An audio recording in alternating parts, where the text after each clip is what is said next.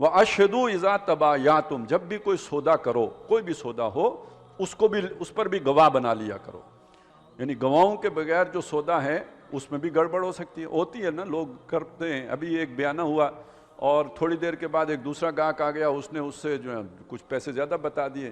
دکاندار صاحب بے ایمان ہو گئے اور انہوں نے کہا جی چلیں ہم نیا سودا کر لیتے ہیں.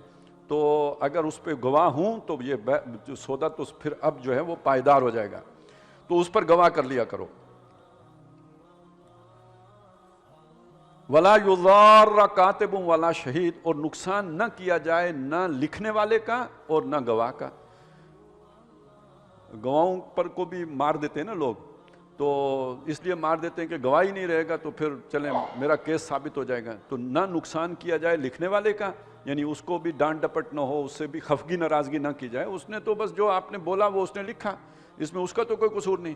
اسی طرح گواہ نے جو حقیقت تھی وہ بیان کر دی، تو ان کے ساتھ خفگی ناراضگی یا ان کے ساتھ تو تکار یا ان کو کوئی نقصان پہنچانے کا والا معاملہ نہ کیا جائے.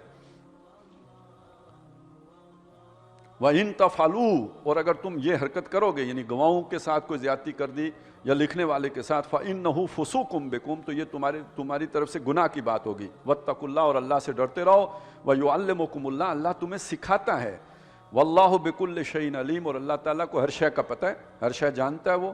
وَإِن كُنتُمْ عَلَىٰ سَفَرٍ، اور اگر تم سفر کی حالت میں ہو، وَلَمْ تَجِدُوا كَاتِبًا، اور وہاں تمہیں لکھنے والا نہ ملے، یعنی سفر میں کوئی لین دین ہو رہا ہے اور لکھنے کا موقع میسر نہیں اس لیے کہ کوئی لکھنے والا نہیں ہے، فَرِحَانٌ مَقْبُوضَةٌ، تو کوئی شے رہن قبضے میں لے لیا کرو. رہن یعنی کوئی کسی چیز کو اپنے قبضے میں کر لینا کہ جب آپ یہ قیمت مجھے یا جو پیسہ ہے یہ مجھے دیں گے تو میں آپ کا یہ جو شے ہے، جو سونا ہے یا کوئی بھی شے ہے، یہ میں آپ کو واپس دے دوں گا. زمین ہے. فَإِنْ أَمِنَ بَعْضُكُمْ بَعْضًا، لیکن یہ بھی تو ہو سکتا ہے کہ تم میں سے بعض کے ساتھ جو ہے اعتبار کا معاملہ کر دیں. سفر کی حالت میں نہ رین لینے کا معاملہ ہو رہا ہے، نہ کوئی لکھت پڑھت کا ہو رہا ہے، تو کسی نے کسی پر اعتبار کر کے اس کو دے دیے کہ ٹھیک ہے یہ آپ کو میں 1 لاکھ روپیہ 2 لاکھ روپیہ یا جو بھی 10 لاکھ ہے میں دے رہا ہوں آپ کو.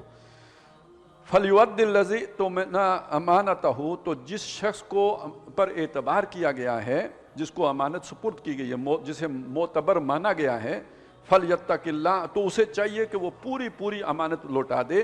وَلْيَتَّقِ اللَّهَ رَبَّهُ، اور ڈرتا رہے اپنے اللہ سے جو اس کا رب ہے.